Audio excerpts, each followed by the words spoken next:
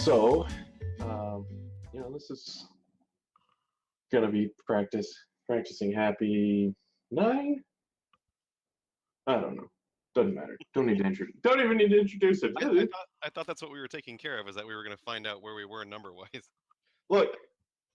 Are we abandoning that already? It's been like... I'm not saying that I've done the research on this, okay? If I need to do a voiceover in post, I'll do it. I'll figure out how to do that, okay? All right. But what I want to talk about, first off, is just the importance of cultivating a playful attitude of mind. Because in general, that's how the human organism orients itself to a new domain. Mm-hmm. Oh, I'm sorry. I'm sorry, darling. It's terrible. I put her down. It's my fault. Go ahead. So as you're developing as a child, you play with everything because you know nothing. And then as we cruise along, we're trained to lose that sort of playful attitude of mind. Some people resist that training better than others, but it's absolutely fundamental when you enter into a new domain, a new experience, and you want to gain some skill. You have to play with it. You have to mess around. You have to create environments that are low stakes where you can experiment. And you have to do so with the understanding that most of the things that you attempt are not going to be spectacular successes immediately, but every failure is a piece of information. That's training data. That's getting your brain the information it needs to begin building competence in that area. Right. And especially as, we're sort of turning inward, we're trying to understand how our experience is put together. We're trying to understand how we can intervene in that a little bit, have a more positive experience. Your first pass, your second pass, your third pass, your 100th pass, probably not going to be spectacular successes, but you learn something. You grow from each one of those experiences. And so that's what a lot of the formal introspective practice is about, is it's really creating an environment where you can play with your own mind. If you want to talk about an off the deep end example of that, when I was at the monastery one day, I was meditating in my hermitage, and I had a watch, a mechanical watch. It was sitting on a shelf. And I spent probably half an hour or 45 minutes trying to convince myself that that was a miniature grandfather clock. Just to see how much I could mess with how my brain framed the world around me. I succeeded. I never looked at it until I left the building, and I caught myself a couple hours later recollecting on that, and it was in my memory a miniature grandfather clock. And there wasn't that much indication that that was an entirely falsified memory, so I was like, all right, there we go. That's within the parameters. Another thing that I used to do is I would hear airplanes passing overhead, mm-hmm. and I would try to convince myself that they were tumbling end over end as they flew, because I couldn't see them. Right? And there's a tremendous amount of inertia in these sorts of things, because your brain sort of knows how the physical world works, and it has built up a long-standing set of expectations about what acoustic phenomena are associated with what visual phenomena in the world, and so it resists that pretty strongly. That one, I never could get myself to not feel that that was obviously wrong. Yeah, right? Like tumbling just isn't the thing that's going on.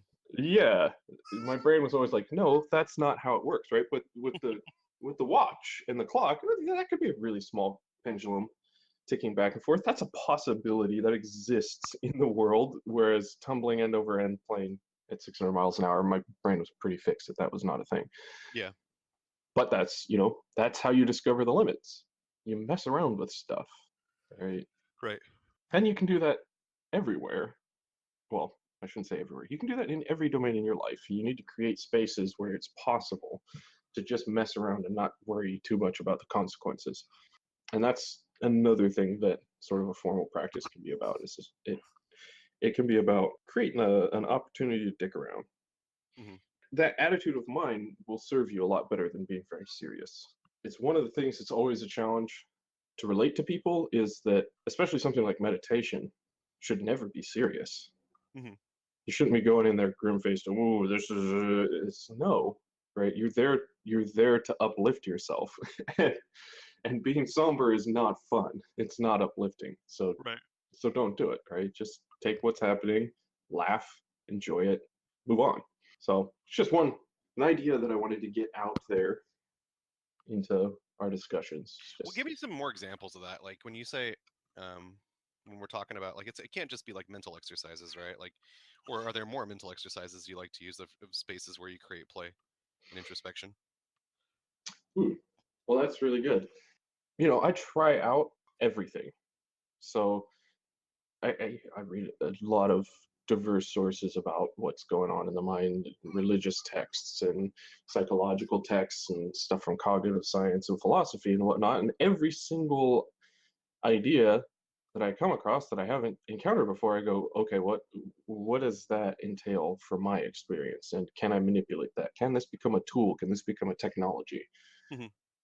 Right. So just having the freedom to mess around with any old idea, regardless of whether or not it conforms with what I actually believe I understand about the world, Hmm. and having an openness that at any given point, my knowledge is provisional. It could be wrong, and I should be doing my best to find out that it's wrong. Right. So getting out there and engaging with all sorts of different sources of information, that's an example of having a playful attitude there, having sort of a fearless attitude towards contradictory information. Hmm. Because at the end of the day, having our viewpoint challenged is only threatening if we believe in ourselves as a static entity, right? If I think that I'm this fixed, immutable thing, Hmm. then Like finding this, out, like non-learning, non-changing object. yeah, if I think that I am one thing for all time, right? If I believe in the immutable I, Right. then it's threatening to have any part of my identity be challenged because, well, then this thing that I am forever is now diminished, right? But if losing one thing is always accompanied by gaining something else, if I understand that I am sort of this pattern that is in flux through time, Hmm. and that in losing something that is false, I have the opportunity to gain something that is true and to grow as a result, then there's no risk. There's nothing threatening about that. Sure. And, Yeah, I and can see so, that. And that's framed in a positive way. Like, yeah, lose one thing, gain another. Your net yeah. losses are not realized. When I was a young person and a little bit more social, I used to enjoy hanging out with people who just didn't like me. And it's really easy generally when I am more social to find people who don't like me Hmm. because, you know, um, I like to think that I generally am coming from a decently well motivated place, but I am abrasive in my sort of default social mode. Um, and so, I've had a fair number of personality conflicts in my time, right? But people who don't like you are really critical, and they're not afraid to say the meanest stuff, Right. right? They're not trying to shield your ego at all. They just lay it right out there, right? It's like, okay, great, because either you're right and I'm going to learn something, or you're wrong and I don't have to listen to you. How can I lose? Framed that way, you can't. So that's even in an interpersonal sense, as long as you understand that I'm not beholden to my understanding right now at this moment for the rest of all time. I'm going to learn, I'm going to grow, I'm going to change, and that's fine. I think we overvalue consistency when I reach a certain age. Yeah. Nobody expects a 9-year-old to adhere to their understanding of the world when they were 6, Right.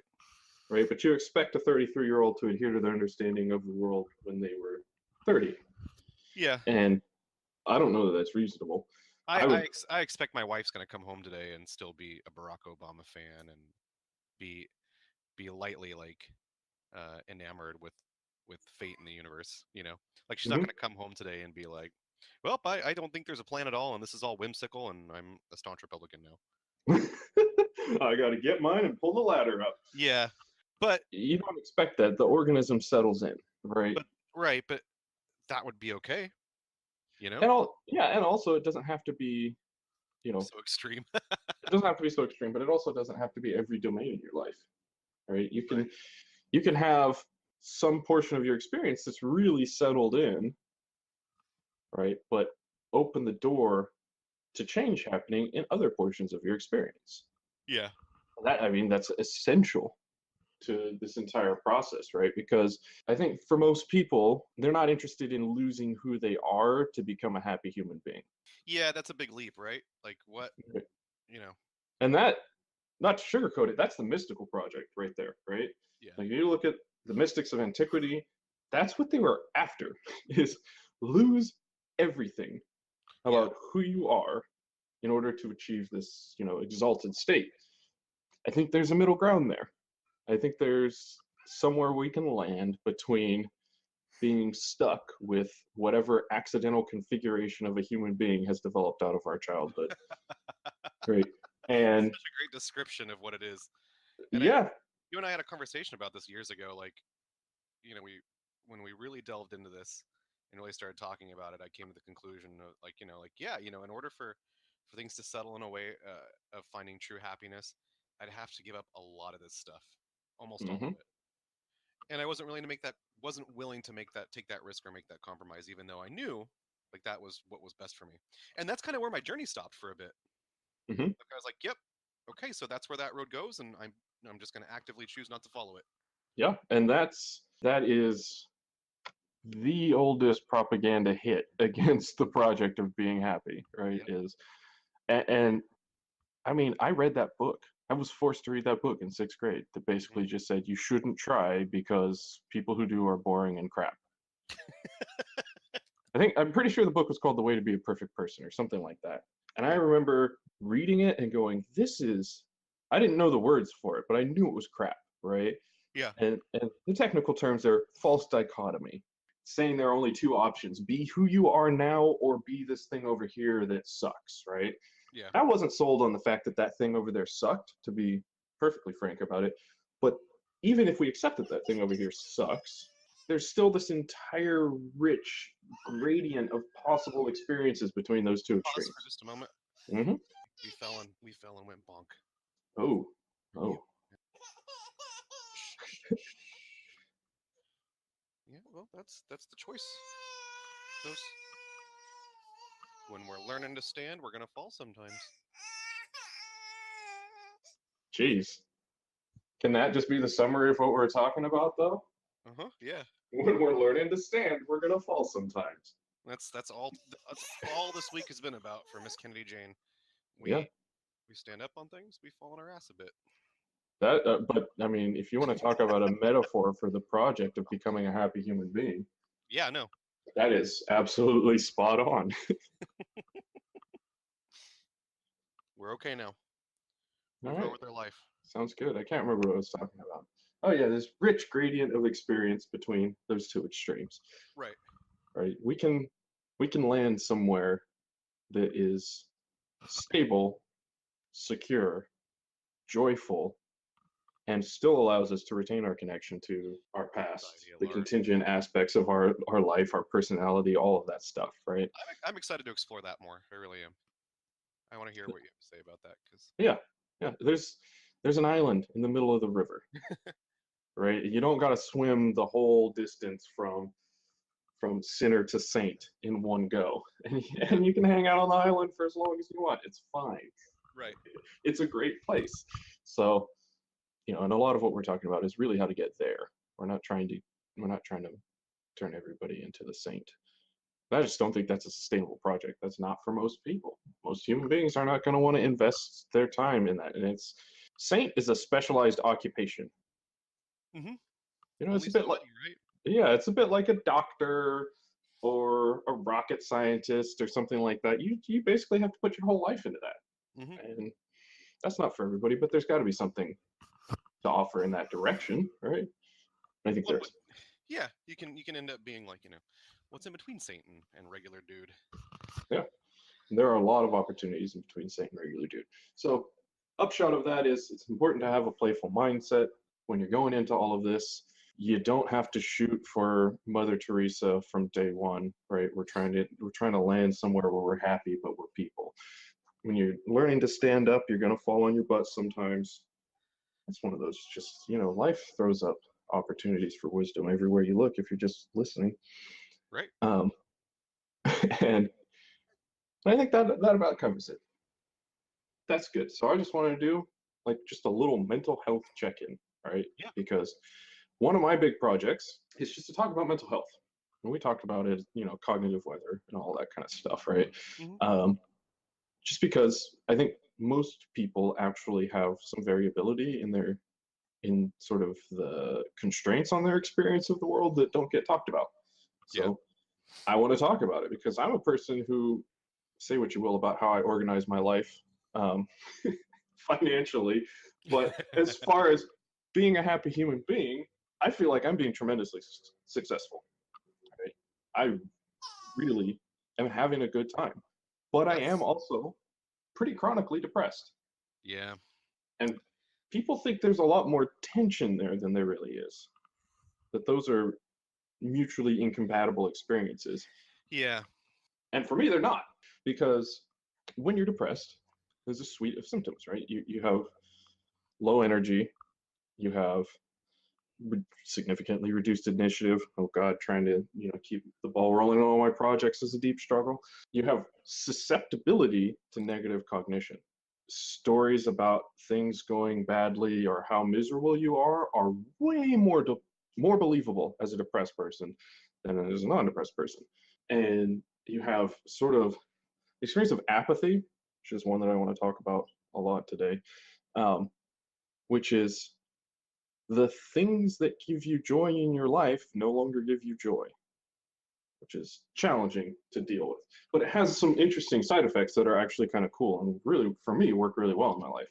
So those are all things, right? Hmm. And if you spend your life going, I wish this wasn't happening to me, that coupled with the fact that you're extremely susceptible to negative cognition can put you in a really unfortunate spiral vis-a-vis your experience, right? Yeah. Yeah. You can't double down on miserable Yeah, and like that. that's where the end result of that is most people's understanding of depression, Right. right? That the person who's really sad, but sadness and depression are not the same things. They happen to be correlated. Yeah. And so for me, I don't actually struggle with the negative cognition, right? I have set up so many checks in my mind that when I hear that story starting, that, oh, things are terrible, no, they're not. They're really not. I'm going to walk outside and have the experience of joy just looking at stuff. So Hmm. quiet. So I don't get sad from being depressed. I just sleep a lot, mainly is the issue, and and I slow down work on my projects, right? And I think it's important, to sort of have that narrative out there, right? Because um, people get offered a lot of miracle cures and whatnot, and introspection is not a miracle cure for something like depression, right? Yeah. It's not gonna make depression not be a thing. It's gonna change the way that you experience it, right? So I can be a joyful, happy, exuberant, depressed person. I don't want to do anything, but once I get out there and do it, life is great. Yeah. You Yeah. know, if you ask me, every night have this discussion with my housemate. Are we going to the gym tonight? But he'll often frame it, do you want to go to the gym tonight? And I say, no, I'm going to, but I don't want to. I don't want to in the slightest. I never do. Yeah. And yet, time and time and time again, we go, and I always enjoy it. I always have a Yeah. great time, right? But I never want to do it. People ask me to go out and do something with them. I don't want to do it fundamentally, but I will always have a good time when I go. Yeah. And that's a fact that I know, a little bit of self-knowledge, and I bake that into my evaluation. So the fact that I hear this voice shouting in my head saying, no, no, we don't want to do this at all. Okay, well, I always knew you were going to say that. That's not actually a major factor in making this decision because I have all these other facts. Yeah. I have a similar voice and a similar set of like things that go into play when I hear it as well, and that's that I'm scared to do something, or I'm worried if I do something, it will make me scared. Which, Mm-hmm. in a grander sense, just as you suffer from depression, I have generalized anxiety, and so what mine amounts to is that I'm always previously for a long time it was always like, will going and doing X cause me to have a panic attack? Um, and what I found is that generally, like, whatever it is that I think is going to cause me to have a panic attack, I should immediately go out and do, Mm-hmm. like right away. Because the more walls I allow that to build up, the more um, rules I allow it to make. Like, well, we can't do these things, and then that leads me to not also do this thing. And because I don't do these things, this doesn't happen. And before I know it, you create a prison out of stuff that you Mm-hmm.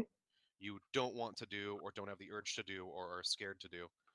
Yeah, a So prison of untested beliefs. yep. And so for me, since we're talking about this, like in terms of mental health, like that's kind of where I tend to go. Is that whatever obstacle is being presented to me is like the thing I have to tackle right away. Yeah, Um, yeah. especially if you can create an environment where it's okay to have a panic attack. Yeah, and that is also a thing for me. So, I've just reached a point where I've had a couple like of these, like 100, literally like 100 panic attacks.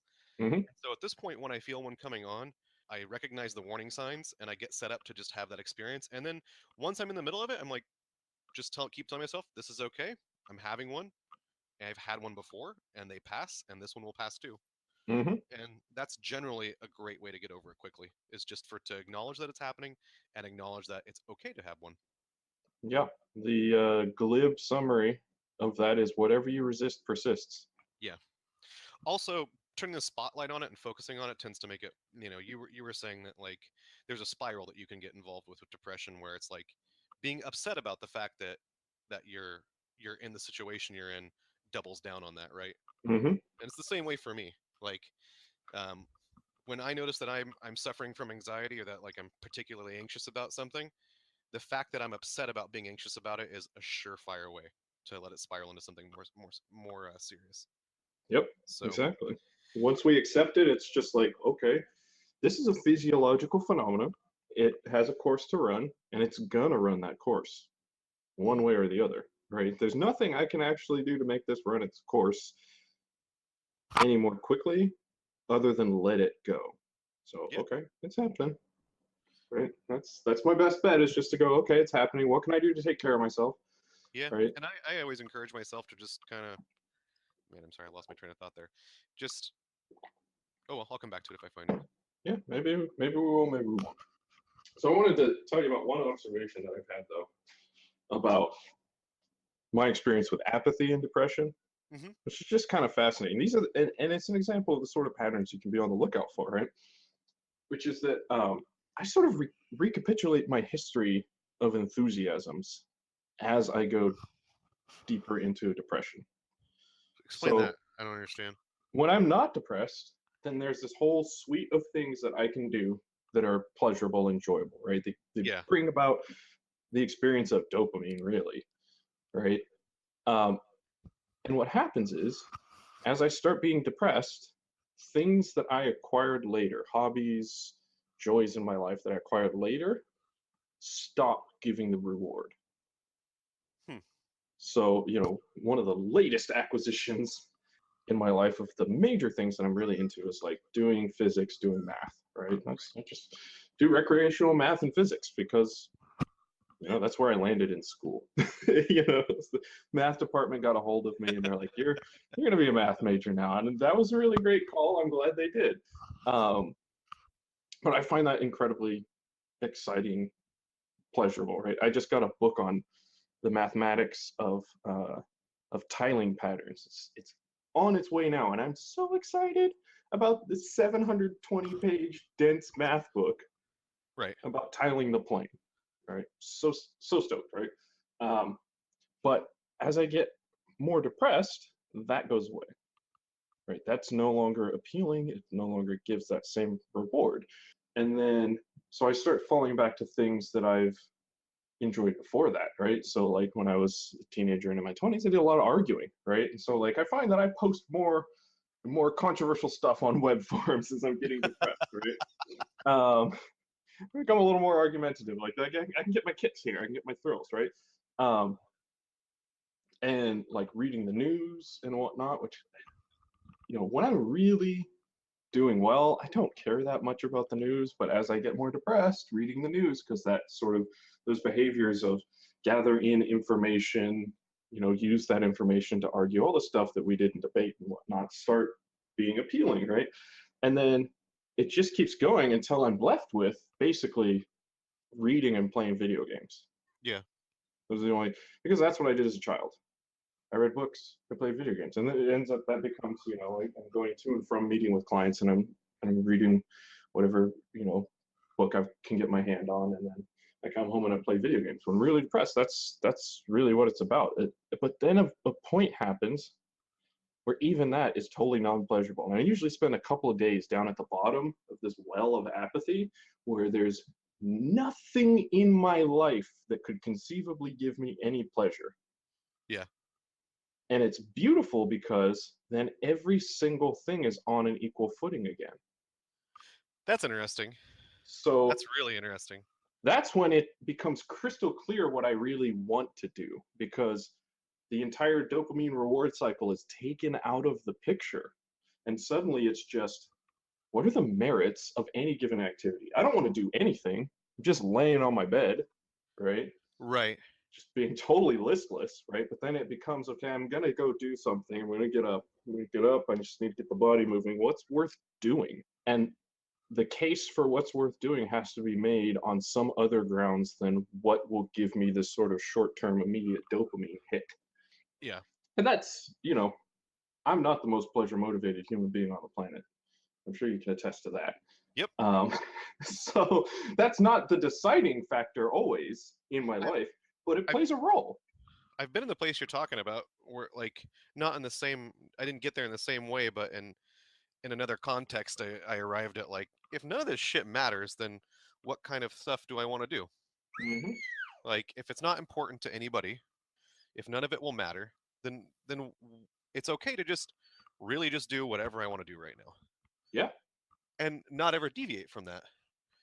And so Mm-hmm. if you spend enough time in that place and you start thinking about, like, what's you really start to find out what can you do and what do you want to be doing that's the true sense of, like, who you are. Yeah. It's an interesting thing for me that the place where I define myself in the way that I most enjoy is really at the bottom of depression. That's unfortunate. That's, I mean, sure, it's unfortunate, but I'm not sure that my life would be as rich as it is if I didn't have that experience. Totally. If I didn't have those windows in my life where dopamine's out the window, right? There's no prospect of pleasure. What's just worth doing in this sort of more abstract sense? And Can we pause for just a moment? mhm, I'm gonna put her down real quick. we'll see how that goes. Yep. Don't forget where we were. Oh, I'm forgetting. Doesn't sound like it's going well.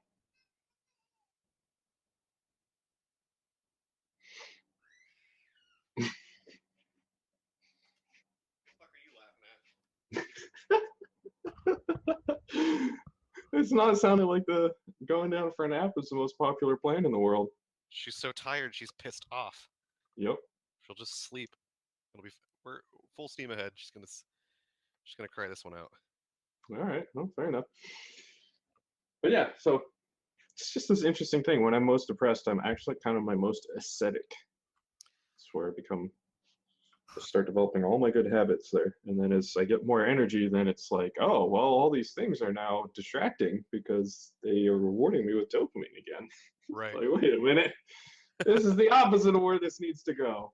But, again, that's another thing that if one is frustrated or angry about that being the case, then, opportunities are missed to make improvements. It's where it's like, okay, well, I just got to start building some structures and figuring out how I strike a good balance here. That's my mental health check-in. That's what's going on. That's what I'm seeing. I think that's a good place to call it for this one. I think we covered some good ground. We talked about the importance of play. Yeah, I agree. I think we're in a good spot with that.